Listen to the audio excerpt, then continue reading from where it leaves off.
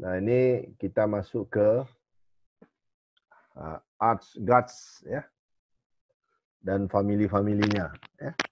Nah, ini sebenarnya di Fuse lumayan mudah ini kalau kita estimasi di Arts dan Guts ini. Ya.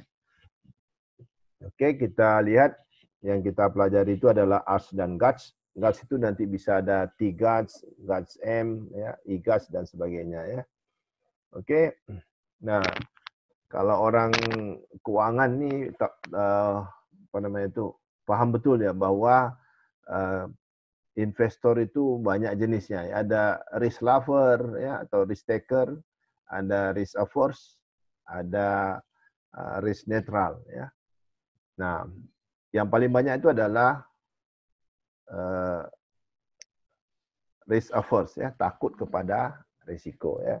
Nah, di dalam investasi katanya kita tidak hanya berhadapan dengan return, tapi juga berhadapan dengan risiko. Nah, yang cocok dengan risiko itu adalah berarti kita menggunakan model yang conditional heteroscedasticity. Kenapa? Karena saham itu tidak ada yang statis dia, pasti dia dinamis. Ya, karena dinamis dia berarti tidak konstan varian atau bukan homoskedasticity. Ya. Nah, di dalam ekonometrik kita selalu mengasumsikan bahwa varian itu konstan dari awal observasi sampai ke akhir, atau dengan istilah lain kita nyatakan sebagai homoskedasticity. Tetapi di data makro dan data keuangan itu jarang sekali tercipta homoskedasticity ya. Nah, kalau di dalam kehidupan juga tidak mungkinlah dari pagi sampai sore, besok pagi makan itu terus ya. Misalnya kalau ikan lado terus, nah, itu tidak mungkin ya. Nah, di dalam ini ada dibuat periode ada very low volatility, berarti dia disebut sebagai calm period ya, atau dia bisa high volatility, kita sebut sebagai wild period. Nah, ini contohnya ini di data ini setelah 97 kita tahu ini kita mengalami apa namanya itu krisis ekonomi. Nah, ini berarti kalau di sini adalah bukan homoskedasticity tapi adalah heteroskedasticity.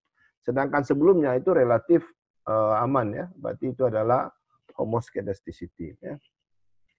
Nah, ini penjelasannya bahwa ada sebahagian data itu adalah homoskedasticity, berarti risikonya kecil. Ada yang heteroskedasticity, berarti dia risikonya besar. Ya. Nah, tapi bagi investor, high risk, high return katanya. Semakin berisiko itu semakin besar kemungkinan mendapatkan untung. Nah, ini sudah saya jelaskan ini. Nah, oleh karena model kita menghadapi ada heteroskedasticity, maka yang cocok kita pakai itu adalah autoregressive conditional heteroskedasticity. Artinya bahwa heteroskedasticity itu kita masukkan ke dalam model kita.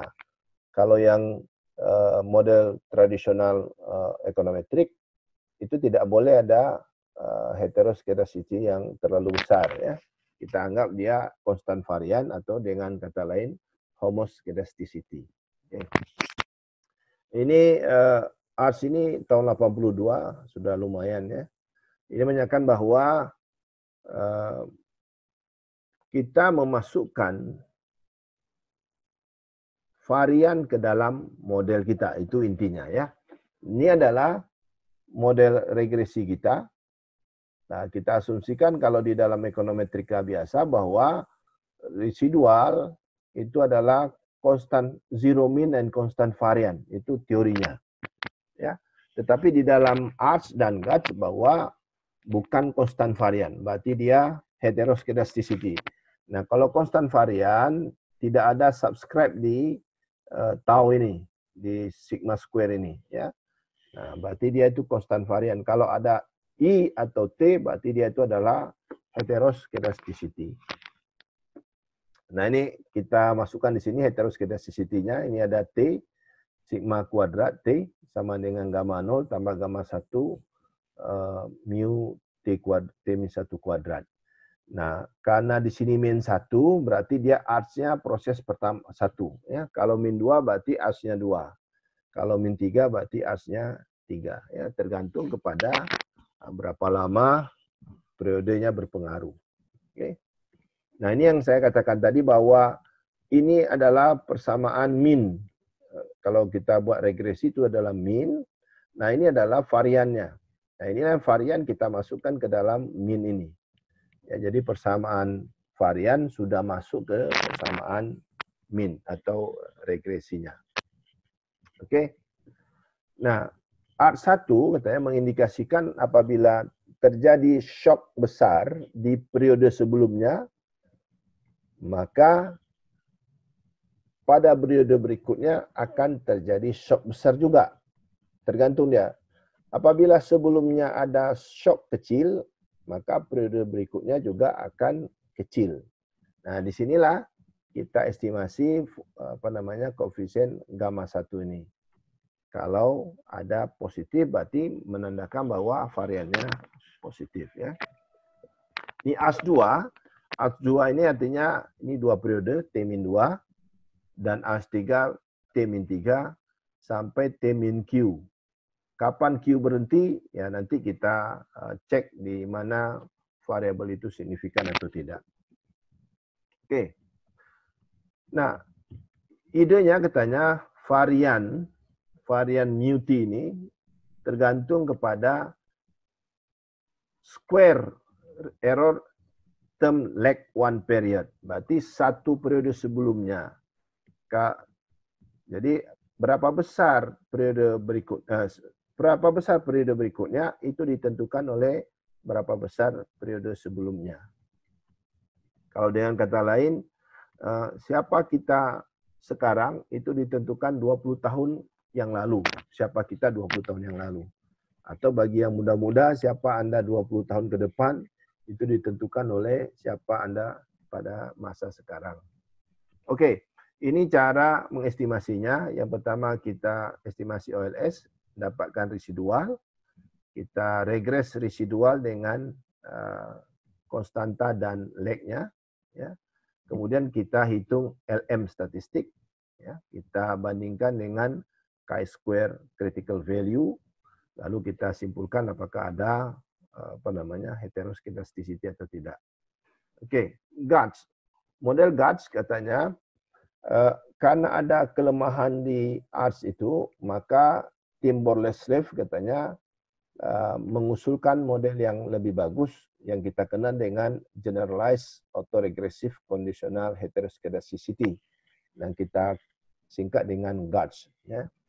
Nah, ini mulai pertama keluar model GATS ini ya. Nah, GATS ini berarti kalau kita PQ, ya tadi P itu adalah GATS PQ berarti di sini ya ada kalau GATS 1-1 berarti ARS-nya 1, GATS-nya 1. Ya. Oke, ini adalah T sama Q ya, berarti berapa panjang T dengan Q ini ya. Oke, kalau kita lihat kembali ke sini tadi, ya di sini ada P, berarti P itu adalah dari arcs ke Q tadi, arcs-nya ke Q, sedangkan P tadi adalah untuk GATS, ya. Ya jadi PQ. Oke. Oke.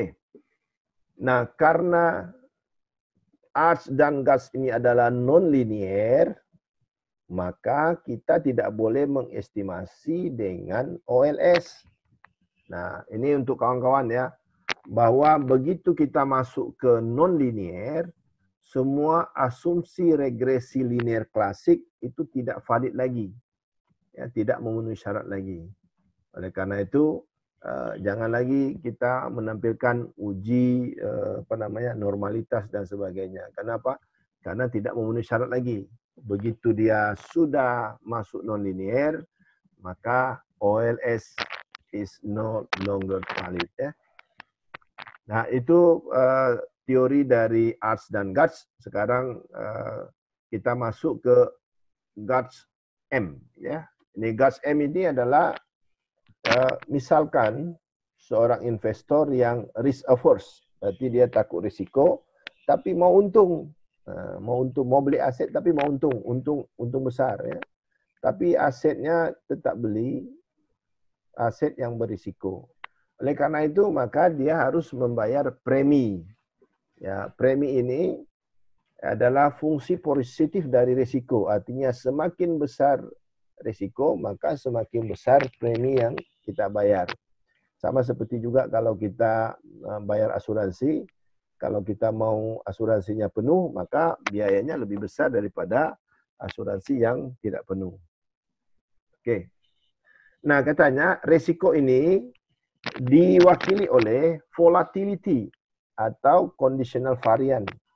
Nah, jadi conditional variant ini sebagai indikator dari risiko ini. Jadi apakah high risk atau tidak, ya.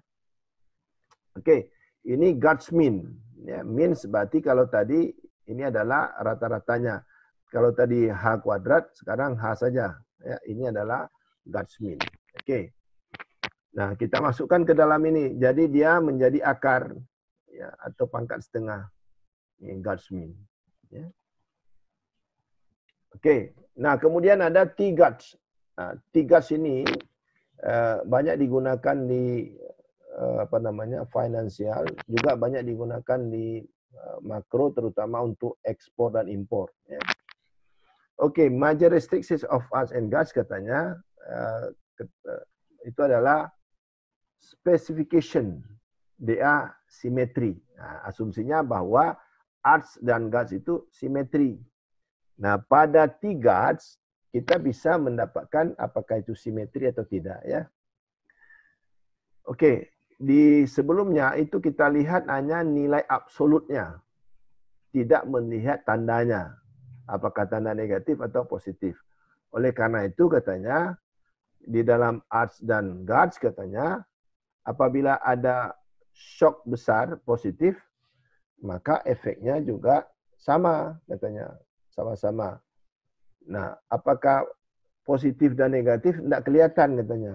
Yang penting besarannya sama. Nah, tapi kita tidak bisa mengetahui apakah efeknya positif atau negatif. Nah, katanya bagi ekuitas katanya dinyatakan bahwa ada bad news, ada good news di market. Ya, dulu pernah saya ingat masih kuliah pernah katanya ada peneliti IPB menemukan di dalam Denko itu ada lemak babi. Itu Denko tidak laku lah gara-gara bad news itu. Nah, kalau dulu akhir-akhir 2 tahun lalu kita ingat itu bagaimana boikot terhadap sari roti. Itu bad news terhadap sari roti sehingga saham sari roti jatuh, ya. Nah, di sini kita bisa lihat good news atau bad news dengan melihat menambahkan dummy di dalam variabel yang kita estimasi, ya. Nah, kita lihat apakah katanya di task model ini menambahkan perkalian dummy dengan variabel ke dalam varian untuk mengecek apakah ada perbedaan secara signifikan shock itu negatif atau tidak. Nah, ini ada T-Guts 11, ya. Nah, disinilah yang kita ambil ini. Ini ada D. D ini adalah kita run tadi persamaannya, kita lihat residualnya. Apabila residual itu negatif, maka kita buat dummy-nya 1. Ya, apabila positif, berarti dummy-nya 0. Nah, itu aja dia. Nah, di sini kita lihat ada gamma, ada theta. Katanya good news dan bad news mempunyai impact yang berbeda. Good news, impact-nya adalah gamma. Ini gamma ini adalah good news. Sedangkan bad news itu adalah gamma ditambah theta. Ya. Jika theta lebih besar dari 0, maka kita simpulkan ada asimetri. Nah, ini juga kita bisa lihat apakah ada simetri orang orang saham biasa belajar itu, apakah ada inside trading dan sebagainya. Jika theta sama dengan 0, berarti dampak news itu adalah simetrik. Nah, untuk estimasi silakan Kamal. Estimasi untuk dari GAT sampai GAT semuanya, insya Allah bisa siap sebelum pas jam 11.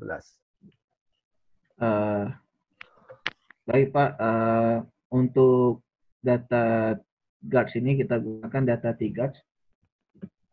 Ini bisa kita langsung masukkan ke Efuse ya. Saya masukkan dulu datanya. Belum sharing tuh, Mas. Iya. Data T-GAT saya kita masukkan.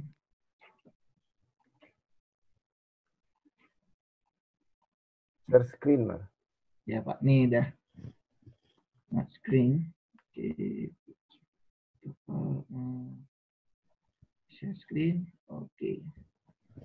Nah, ini data yang ada di dalam folder itu ada tentang data T-GAT. Jadi biasanya kalau saya yang paling banyak jumpa itu kalau di tempat kita Pak ya, ini Pak Sabri ya, Pak Sabri yang paling banyak akan data permainan model GAT ini, art GAT, beliau lah paling banyak. Dan salah satunya kan karena beliau tentang ekonomi Islam, masalah saham-saham itu dia juga biasanya gunakan ini. Kalau kita baca artikelnya rata-rata banyak menggunakan art dan GAT. Apakah pengaruh dari Amerika, apakah dari Inggris, Eropa itu berdampak kepada Indonesia. Itu salah satunya saya baca. Nah, beliau di situnya menggunakan GAT satu-satu dia. Jadi tidak sampai ke T-GAT. Nah, kalau kita sudah masuk ke dalam T-GAT, berarti kita sudah bermain asimetri good news or bad news. Nah, di dalam data ini ini ada data stok Pak kan? Ada IHSG, ada DB di sini. Kalau penjelasan datanya ada di dalam Excel, itu bahwa di dalam Excelnya, ini ada permintaan terhadap stok dalam jumlah miliar, DS. Kemudian IHSG, itu harga close yang kita gunakan, harga sahamnya. Kemudian ada PDB dalam WTI, indeks perdagangan besar ya. Ini kan indeks yang hitungan 100-an. Ini penggantinya karena kita data pertumbuhan itu kan ekonomi itu PDB tidak ada yang datanya kalau di Indonesia tuh, kalau di Amerika sudah mulai data-data kuartalan dan menuju bulanan, bahkan pengangguran itu udah ada bulanan, jadi kita bisa bermain. Tapi kalau di sini kan karena dia menggunakan data harian, bulan 1 sampai bulan 12 dia per bulan, kita gunakan proksinya PDB adalah indeks perdagangan besar. Jadi ada 3 variabel ini, kita mau lihat bagaimana DS ini, IHSG, PDB dan IHSG terhadap demand for stock di permintaan. Nah, kita dalam Efuse, di dalam Efuse, ini tetap sama ya, bahwa data yang kita gunakan adalah data bulanan. Ini kita klik next, kita klik next. Ini kita klik next. Nanti dia muncul langsung dibilang bahwa data yang menggunakan data time series diidentifikasi dengan variabel date dan frekuensi yang didapatkan adalah monthly, berarti data bulanan. Confirm dia ini benar adalah data bulanan. Klik finish. Kemudian klik no aja. Nah, di sini kita langsung menuju kepada T-GAT. Kita klik DS. Estimasinya kita klik DS, IHSG, dan PDB. Kemudian kita klik kanan, open as equation. Ini pilihannya sini. Kemudian kita ganti tapi dengan least square ini menjadi namanya adalah ARCH, Auto Regressive Conditional Heteroscedasticity. Ini kita klik. Nah, di tampilan ini, nah tadi ada dibilang Bapak singgung, pertama adalah ARCH, jumlah yang kita masukkan. Ini adalah guards. Berapa banyak kita masukkan ininya. Ini arts-nya, ini guards-nya. Ini T-guards. Berapa banyak threshold-nya, pembatasnya. Sedangkan arts min-nya, guards M tadi, ini ada di sini pilihannya. Biasanya yang orang banyak menggunakan itu di arts dan guards ini. Nah, ini ada pilihan model, guards dan parts. Tapi sekarang sudah banyak yang berkembang masalah guards sampai DCC guards ada sejenisnya. Saya sampai OGAT juga itu ada di Stata. Jadi perkembangan paling banyak itu di Stata sebenarnya karena kontribusi dari peneliti terhadap bagian-bagian arts ini ya lebih banyak di sana. Sedangkan di sini kita harus menunggu update. Kalaupun ada, biasanya programnya tidak sebaik dengan yang ada di Stata. Nah, ini kita klik arts dan di guards ini. Tetap biasa dia. Kondisinya adalah pertama arts 1, guards 1. Nah, ini yang Bapak bilang juga bahwa di modelnya disebutkan dengan nama guards dalam kurung 11. Guard 1, arts 1, guard 1. Jadi 11 itu disebutnya ini dia. Nah, jangan lupa di dalam model kita masukkan dulu. Modelnya adalah model dinamis, kita coba. DS-1. Nah, ini berarti kita model dinamik, kita coba nih. Bahwa pengaruhnya atau regresifnya dia kan, AR1. Kita lihat bahwa bagaimana pengaruhnya nih terhadap dirinya sendiri. Dan ada beberapa variabel. Yang variabel yang saya share ke dalam itu Word Fuse itu yang saya share ke dalam grup itu adalah Fuse-nya punya si Asterio. Itu penelitian dia tentang bagaimana stok saham itu akibat ada perang, bagaimana setelah perang, dia ada beberapa nih, dan bagaimana stabilitas politik. Jadi saham itu bisa berubah seperti Bapak bilang karena ada sedikit aja dibilang ada berita politik, maka cepat kali dia langsung berefek dia. Seperti tadi kalau produk langsung dibilang ada makanan babi, langsung kita cancel. Tidak ada akan beli lagi. Sayur roti ada isu-isunya, langsung kita boykot juga. Dan itu langsung berdampak kepada komoditas itu sendiri. Nah, run datanya tetap kita gunakan ini. Nah, ini kalau disebutnya biasanya kalau kita uji yang dari yang berdasarkan di slide, dia seperti ini. Bahwa demand for stock dipengaruhi oleh konstanta dan DS dirinya sendiri yang dalam waktu dipakai min leg, berarti leg 1 di sini.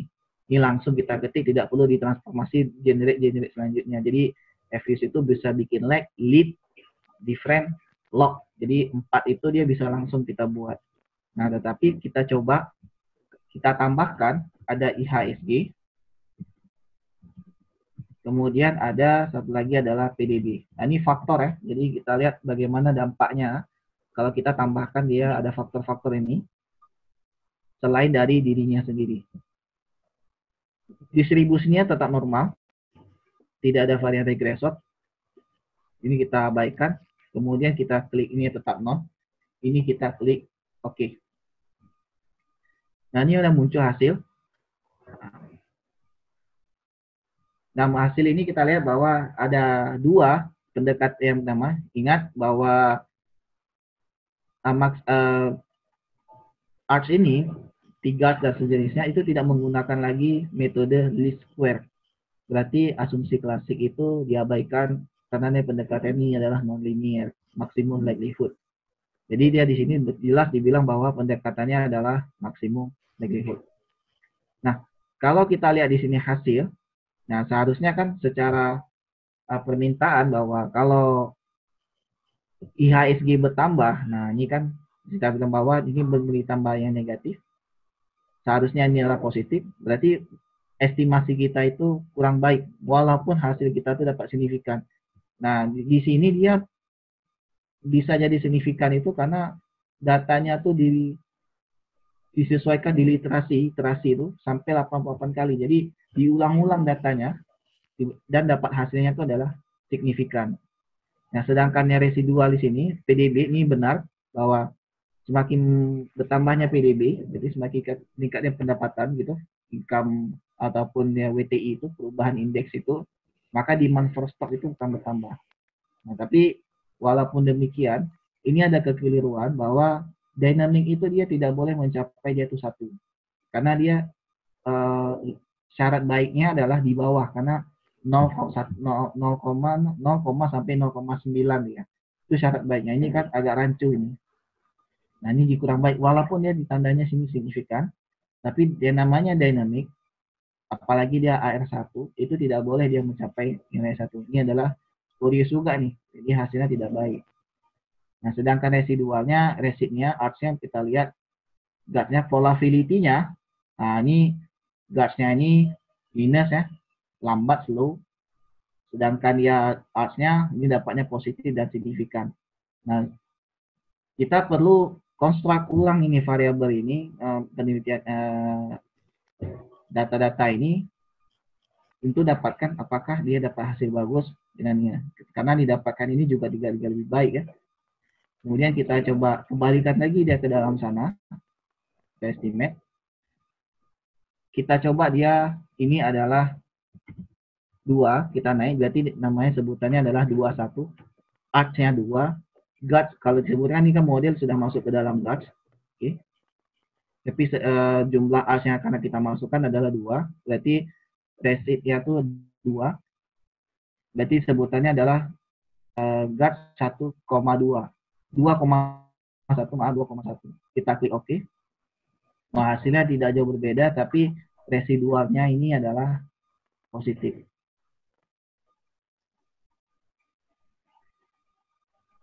Sampai sini kira-kira ada yang bertanya dulu masalah ini. Ini agak pusing di sini dia kalau kita nggak terbiasa masalah kita bermain di varian di arts ini, karena nggak semua paham di bidang sini, karena ini kan biasanya masuk ke orang-orang yang biasa menggunakan main di saham, perbankan. Nah, tapi kalau kita di bidang ekonomi biasanya lari kita ke modeling yang lebih advance lebih. Kira-kira ada yang bertanya dulu sampai di sini yang sebelum sini?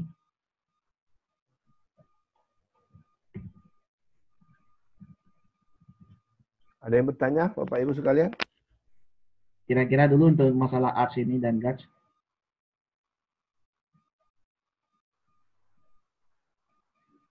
Karena impact-nya ini seharusnya dia dapat positif. Coba Mal, ini saya jelaskan sedikit ya. Halo Pak Kamal. Ya. Okay. Assalamualaikum. Salam Pak. Maaf tadi karena sinyalnya putus-putus saya tuh. Iya. Untuk kita menentukan derajat atau urdu dari model arts, guts maupun touch, itu kan ada PDQ Pak ya? Iya. Ya, betul. Nah itu kalau P di level stasioner, kalau D di level integrasi. Jadi yang Q-nya itu di level. Kamal hilang lagi ya? Kan ada PDQ. Ya. Kalau arts atau guts itu ada PDQ kan? Ya. Nah, tadi ada kalau coba Mal dimasukkan kembali itunya. Pak ini tekan ini. Dikembalikan ininya. Inilah yang saya mau jelaskan tadi ya. Nak ke ini lah, yang satu nih. Sini. Kemana Pak? Ini yang hasil estimasi. Yang ini Pak. Hasil estimasi. Ya. Nah, ini Pak ya, ini kan 21 tadi ya. Iya. Jadi Pak, kalau pertama kan kita melihat ini resid kuadrat ini. Ini kan yang pertama min 1 Pak. Berarti art 1. Kalau dia signifikan masih kita pakai nih Pak. Yang resid 2 ini masih signifikan Pak. Nah, sini guts-nya tidak signifikan lagi Pak. Jadi ini tidak cocok ke guts ini, cocoknya ke arts ya. Ya, karena ini tidak signifikan. Jadi kalau kita mau lihatnya di sini Pak. Ya, kita lihat bahwa di sini resid 1 berarti itu adalah arts 1, ini arts 2, ini dua-duanya signifikan, tapi di gasnya tidak signifikan Pak. Coba kembali ke hasil yang pertama Mal, yang 1-1, coba di estimasi yang satu tadi. Satu Pak. 1-1 ya kan. Nah, coba. Nah, ini Pak art 1 berarti art 1 guard 1 Pak. Coba hapus DS-1 ni, Mal, DS-1 tanpa DS-1 karena dia sudah dinamik juga nih kan, autoregresif kan, sudah dinamik. Nah, ini Pak, berarti di sini art 1 guard 1. Berarti signifikan. Coba sekarang tanpa ada tadi coba estimasi lagi. Ya, masukkan di 21, art 2 guard 1. Kita karena tadi ada pakai apa namanya itu leg dynamic. Nah, di sini kelihatan Pak, resid 2 ini berarti art 2 itu sudah tidak signifikan Pak.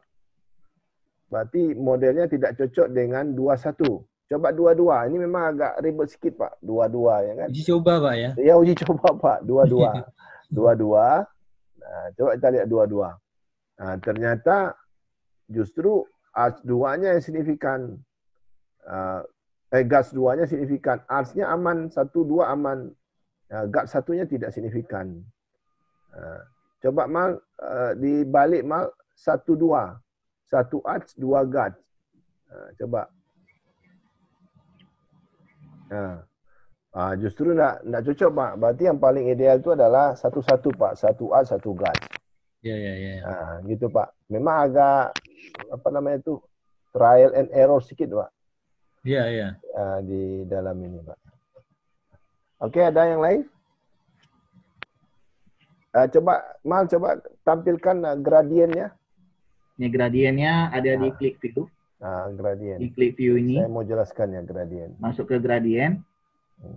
Ambil ke summary. Yang lengkap mana? Yang lengkap di tabel ini Pak, penuh dia. Besar kali ya. Summary aja lah, summary aja. Ya. Nah, kita lihat ya gradien ini Pak. Ini makin lama makin kecil Pak kan? Iya. Ya, pangkatnya makin kecil nih ya. Ini menandakan bahwa dia modelnya stabil. Menuju ke keseimbangan. Ya, gradien itu harus makin kecil Pak. Nah, ini kan dari 1,6 kali 10 pangkat min 14 menjadi 1,02 kali 10 pangkat 15. Jadi kalau di sini kan yang di tengah-tengah ini dia positif ya. Nah, ini kan makin kecil nih, makin pangkat 15. Jadi artinya makin lama gradiennya ini makin kecil ya. Nah, itu kalau kita mau lihat stabilitas modelnya Pak. Apakah model kita stabil atau tidak. Ada yang lain? Kalau nggak ada yang lain, kita masuk ke T-GATS. Estimasinya mudah sekali Pak, AS dan GATS ini. Ya. Kalau nggak ada, kita masuk ke T-GATS. Nah, perlu ini juga, kalau kita baca di artikel kan, yang pemberitahuannya report itu, kalau masalah menggunakan ARTS itu, penentuan P dan Q itu tidak lagi digunakan ARIMA dia. Biasanya memang ada yang menggunakan model-model gitu, tapi keadaan yang kita dapatkan P dan Q itu, waktu kita gunakan ARIMA berapa yang cocok, P-nya berapa, dites berkali-kali, ada saya lihat, tapi dapat hasil estimasinya itu tidak sesuai. Jadi umumnya dia diestimasinya itu dalam bentuk langsung kepada satu-satu. Jadi langsung dia diestimasi kepada satu-satu. Hampir semua report saya baca kayak gitu. Model ini menggunakan GATS dengan keadaan satu-satu. Karena dianggap satu-satu itu lebih baik daripada kita menambah-nambahkan atau ininya. Ya, parsimoni. Jadi kan kalau untuk kondisi yang ARTS and GATS ini dia biasanya satu-satu. Nah, jarang ada yang menambahkan. Kalau menambahkan biasanya kita langsung ke Bapak bilang langsung ke trial and error. Kita uji apakah dia bagus atau tidak. Nah, terutama ini masalah-masalah kalau variabelnya adalah kita bermain itu lebih banyak variabel, komoditas yang banyak. Jadi kalau ada mahasiswa tuh menggunakan langsung variabel komoditas, itu ARTS-nya kita bermainkan di situ. Kita lihat volatilitasnya bagaimana, nanti baru ke situnya. Tapi penentuan yang paling standarnya dia langsung ke satu-satu. Jadi kalaupun kita tambah, kadang hasilnya bisa signifikan tadi seperti tadi dari coba. Kemudian ketika kita tambah GATS-nya, ternyata tidak sesuai dengan harapan yang kita mau. Nah, jadi biasanya langsung mereka yang estimasi itu langsung dipakai gunakan satu-satu. Dan ketika dia salah satu ini tentu syarat yang paling penting adalah kemudian di residual diagnostik ini. Ini juga ada key report ini. Nah, ini menggunakan box jang, nggak salah saya tulisannya di LQ box jang ya, nggak usah gitu nggak salah ya.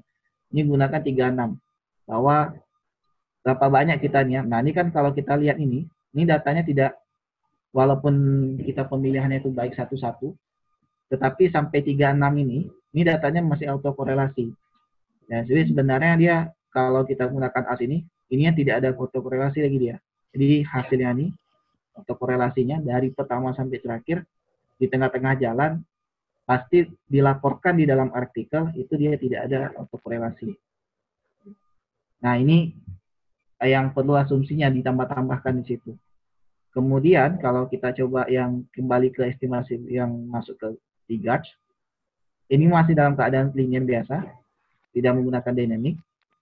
AS-nya 1, guards-nya 1. Nah, kita menganggap ada threshold, kita menganggapnya good news dan bad news.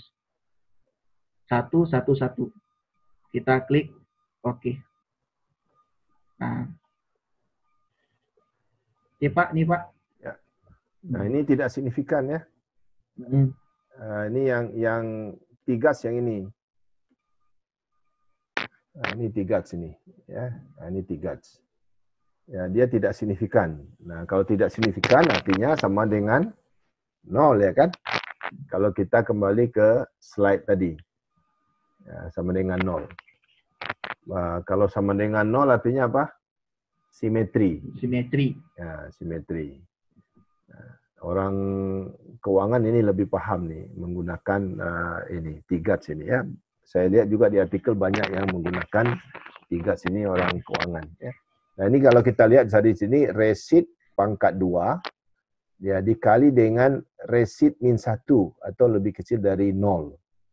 Nah, ini lebih kecil dari 0 berarti dia negatif. Itu arti dummy yang tadi Pak. Dummy yang tadi itu yang kita lihat di T-Guards-nya. Nah, jadi dia karena tidak signifikan berarti dia simetri. Ya, berarti simetri. Ya, satu lagi apakah dia good news atau bad news? Tadi theta ya. Gamma ya. Gamma.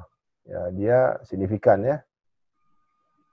Kalau untuk yang asimetri dia simetri karena dia tidak signifikan. Nah, sebenarnya ini kalau kita lihat di model estimasi ini sangat bagus ya.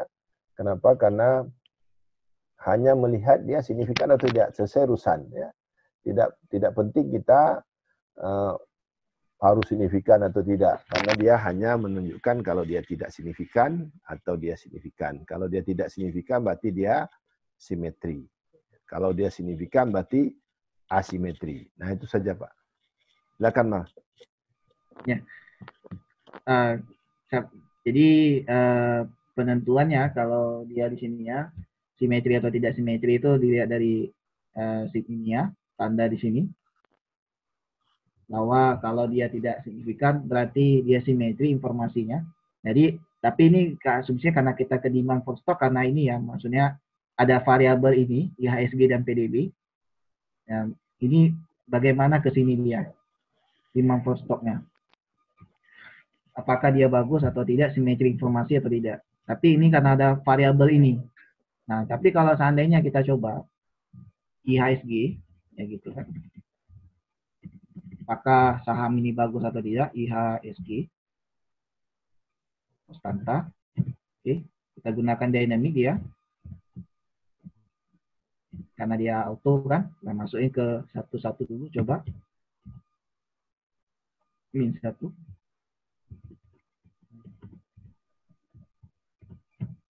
Oke, kita dapat sini nilainya signifikan, guards-nya positif, low, 0,1 hampir mendekati 1 volatility-nya. Jadi perubahan IHSG ini cepat.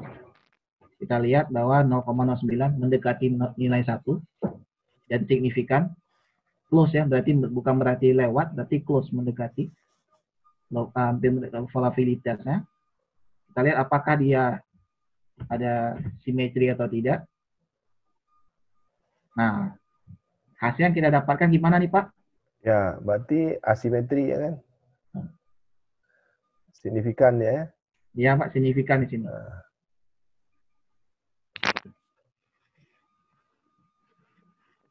Ya, dia signifikan nih. IHSG-nya memberikan informasi tidak signifikan. Berarti kita informasi yang kita dapat tangkapkan bahwa belum tentu IHSG ini memberikan benefit untuk kita. Misalnya kita anggap permasalahan kita ini, bahwa informasi yang didapatkan bahwa hasil dari GATS ini dia tidak simetri. Kalau dia memang simetri, orang akan membeli. Misalnya. Tapi kenyataannya waktu ketika kita masukkan threshold, ternyata dia mendapatkan hasil yang tidak simetri. Dan ini menjadi salah satu cara untuk kita membaca dari sebuah saham bahwa tidak semuanya itu memberikan hasil yang simetri. Kadang-kadang dia memberikan hasil yang tidak simetri. Nah, ini yang asimetri inilah yang kita lihat dari 3 sini. Dia tambahnya negatif. Dan untuk penilaiannya bagaimana dia masalah bad news atau good news, itu nilai residual ini kita tambahkan nilai ini.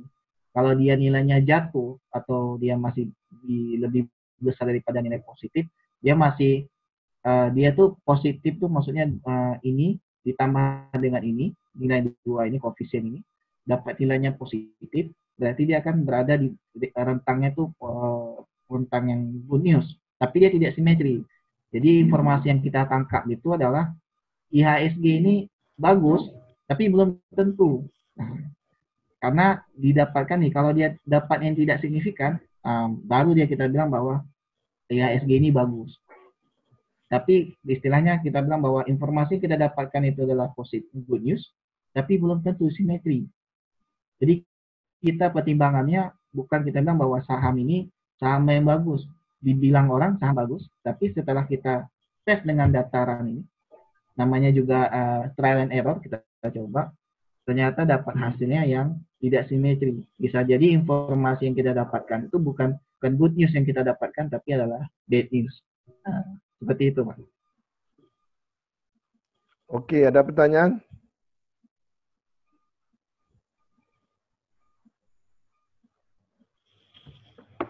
Ada pertanyaan nih? Oh,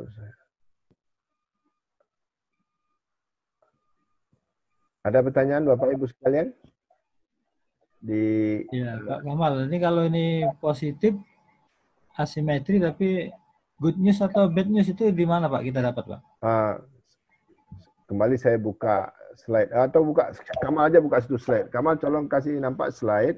Iya Pak. Koefisien yang menggambarkan tentang bad news. Tadi kan ada gamma ditambah theta. Iya Pak. Coba ya, supaya satu layar Pak. Di sini nanti double pula layarnya. Nah, ini saya share di sininya. Ini kan. Nih. Ini kita lihat bahwa kalau tadi ini yang theta ini berarti kan udah masuk ke 3 siapa ya? Ya. Ini 3, ini arch, ini dan guards ini ya. Residual. Jadi apa yang dibilang di dalam sini itu bisa kita lihat langsung. Ini nilainya dari 3, berarti ini nilainya dari guards residual ya. Ini kan berarti nilai arch tadi Pak ya. Ini nilainya nih, residual ini. Yang pertama ini adalah nilai guards, ini arch, ini 3. Ini ditambah dengan ini. Kalau kita lihat hasilnya positif, kalau misalnya nilainya yang kita dapatkan yang tadi ini residual ini arch, tandanya sesuai. Sedangkan ini 3, kalau nilai ini adalah positif, impact. Berarti kan koefisiennya kita tambahkan Pak, impact-nya. Kalau ini ditambah ini, hasilnya masih positif, itu jatuhnya dia kepada good news. Good news Pak, karena kita lihat hasilnya masih positif. Tapi kalau misalnya dapat hasilnya adalah negatif, berarti dia adalah bad news ya Pak. Berarti kalau misalnya ini jatuhnya residualnya, itu kita bilang adalah 13, sedangkan di sini adalah 16, 0,16. Berarti ada ketika kita jumlahkan impact-nya dia tuh kalau kita bandingkan ya Pak ya, misalnya lebih besar good news-nya daripada bad news-nya. Ini dibilang good news, kalau ditambah jadi bad news. Tapi kalau kita secara kalkulasi 0,18 ditambah dengan dikurang dengan 0,18 berarti masih ada sisa 0,02. Berarti kan masing-masing wilayah itu adalah wilayah positif. Kalau dia positif berarti dia masuk kepada nah, dan good news ini dilihat dari simetri ini. Keputusan simetri asimetri dilihat dari 3 dari sini dia. Ini keputusannya ini. Tapi kalau kita melihat bad news atau good news, kita jumlahkan. Tadi dikatakan bahwa kalau gammanya positif, maka dia masih good news. Itu kan hasil dia. Tapi ketika dia dapat 3 ditambahkan, itu adalah impact-nya. Nah, kalau kita kalkulasi 0,18 tadi sama dengan 0,02 itu lebih besar dampak good news-nya daripada dampak bad news-nya. Bad news-nya kecil kali. Berarti bisa kita bilang kesimpulannya bahwa IHSG itu good news. Tetapi secara informasi yang kita dapat itu dia tidak simetri dia. Karena dia hasilnya di sini adalah signifikan, Pak.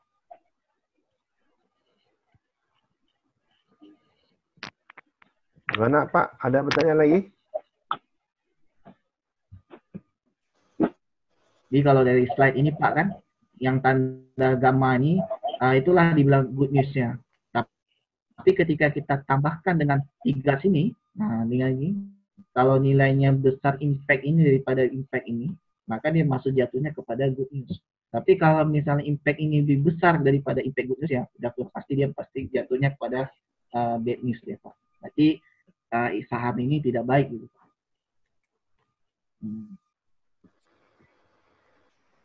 Karena penjelasan ini kan kalau ini kan dari buku Asterio. Kalau dari artikelnya tuh apa namanya kurang dalam dia. Jadi rata-rata kebanyakan hanya sampai kepada GAT ya.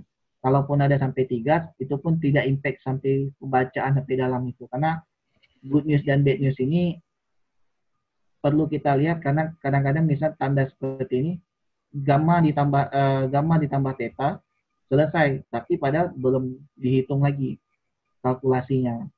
Kalau kita kalkulasinya dapat, baru kita ambil kesimpulan. Karena kan sudah di-run ada koefisien, jadi bisa kita baca ya Pak. Lain Pak, kira-kira apa? Cukup Pak. Oke. Cukup? Ya, cukup Pak, terima kasih. Oke, ada pertanyaan lain?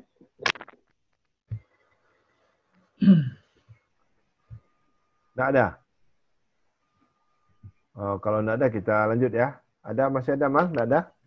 Kita ini lanjut, ya? Ada pertanyaan dari Pak Wahyu Sugeng. Beliau tanya kan kalau seandainya bagaimana variabel itu kalau stasioner itu di tingkat level 1, kemudian di tingkat di friend-nya ada 2 misalnya. Ada variabel ABC, saya ambil ini. Karena ini saya ambil. Katakanlah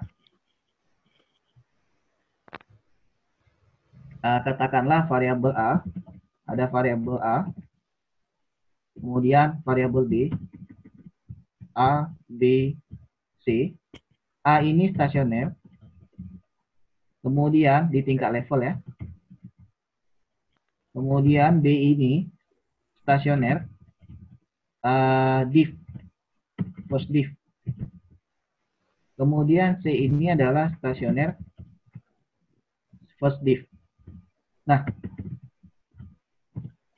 kalau kita dapat hal-hal yang kasus seperti ini,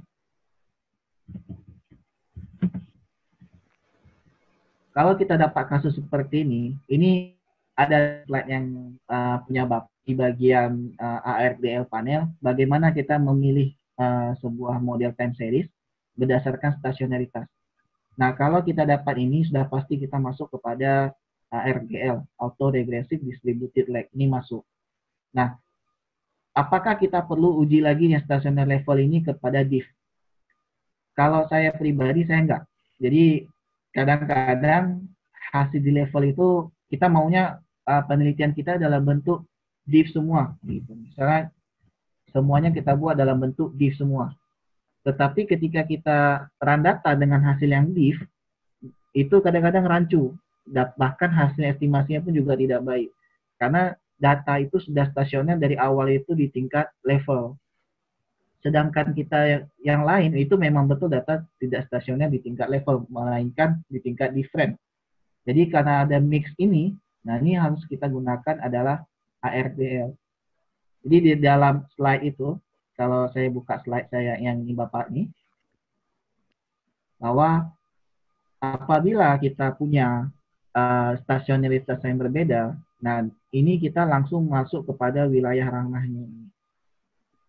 Kalau kita punya beda stasioneritas, ada first different, ada yang level, tapi tidak disarankan ya, harus second different, karena dia second different itu tidak bagus datanya, harus ganti yang lain atau kita buang. Itu kombinasi keduanya ini masuk kepada ARDL. Ini walaupun dia bilang non-stationarity ini adalah first different semua masuk ke ARDL, tapi ini jalur ini juga sedikit rancu karena yang paling benarnya paling banyak itu di sini. Nah, paling banyak itu kalau misalnya seperti tadi kasusnya ada variabel ABC, A-nya adalah stasioner, B dan C-nya adalah first different, ini kita masuk ini langsung ke menuju ARDL. Nah, ini yang kalau terjadi kointegrasi, nah ini 3 rumah ini seringkali kita kejebak bahwa kalau udah pakai ARDL, kita pakai pasti kointegrasinya Johansson. Tidak. Dia ada kointegrasi sendiri, jadi setiap model itu ada rumahnya. Jadi ketika kita sudah masuk stasioner, kemudian kita lihat hasilnya bagaimana, langsung kita pilih. Jadi pintu pertama itu kita masuk, langsung sudah tahu kemana kita lari. Seperti tadi kita bilang bahwa stasioneritasnya di tingkat level. Oh ini berarti kalau nggak OLS, boleh VAR. Itu pilihannya. Wah stasionernya di tingkat differentnya dua-dua. Oh berarti kita harus masuk ke ECM atau VECM. Itu bebas. Ini punya kita beda. Nah ini kita masuk ke model ARDL. Nah model ARDL ini sampai sekarang masih dikaji, masih terus digunakan, masih populer, masih enak karena lebih mudah diterima dan hasil penelitiannya itu rata-rata lebih reliable dibandingkan dengan kita kalau menggunakan VECM. Jadi kalau kita punya kasus dengan seperti ini, kasus yang kasus notepad yang saya tulis ini, kemudian tiba-tiba dapat hasil ini penyelesaiannya menuju ke ARDL. Nah, tapi ada syarat bahwa sebenarnya yang kita uji itu adalah ARDL itu di tingkat dependennya tuh harus I0, harus I1, harus I1. Kenapa? Karena kalau kita dapatkan ininya I1, ini saya kembalikan case-nya. Kebetulan ini adalah dependent, ini adalah div, dependent. Oke. Kemudian sini adalah level misalnya. Nah, seperti ini kasusnya. Itu pasti dapat hasil ECM-nya tuh sesuai dengan harapan kita, negatif dan signifikan. Dan nilainya tuh pasti di bawah nilainya dapat kan, nilai ECM-nya. Itu rentangnya 0 sampai 1, sudah pasti tuh. Karena saya sudah tes sendiri dengan data apabila variabel dependennya tuh first different, dependennya, yang lain ada mix seperti ini. ECM-nya kalau misalnya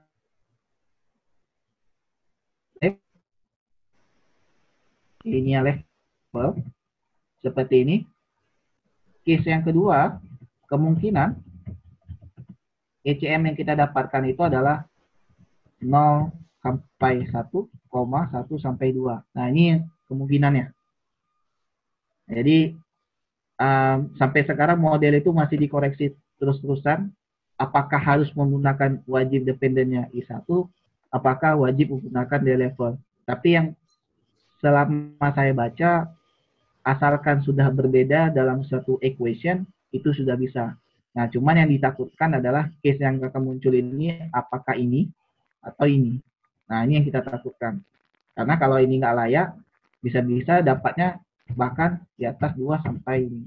Nah, kalau di atas 2 ini sudah pasti tidak layak ini penelitiannya. Harus diganti lagi, diganti lagi. Jadi, kalau kita dapat variabel yang berbeda, kita gunakan data yang seperti ini, ARDL, seperti yang ada di slide. Seperti ini. Kalau kita dapatnya first difference semua, masuk ke Johansson. Kalau tidak, kita masuk tidak ke integrasi, maka masuk ke VAR. Kalau dia stasioner di tingkat level, maka dia masuk ke VAR semua.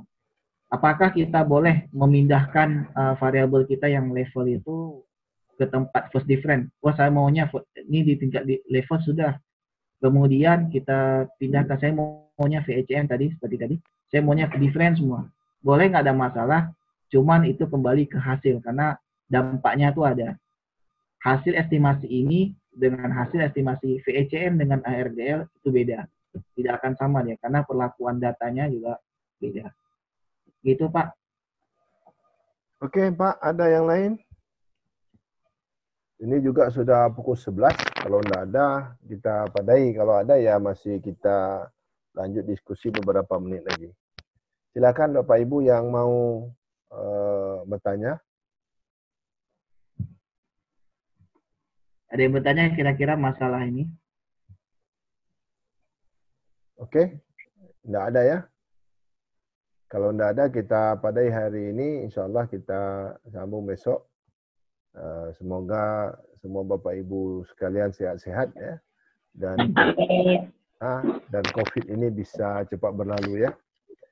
Amin. Terima kasih. Assalamualaikum warahmatullahi wabarakatuh. Waalaikumsalam. Waalaikumsalam warahmatullahi wabarakatuh. Waalaikumsalam warahmatullahi wabarakatuh.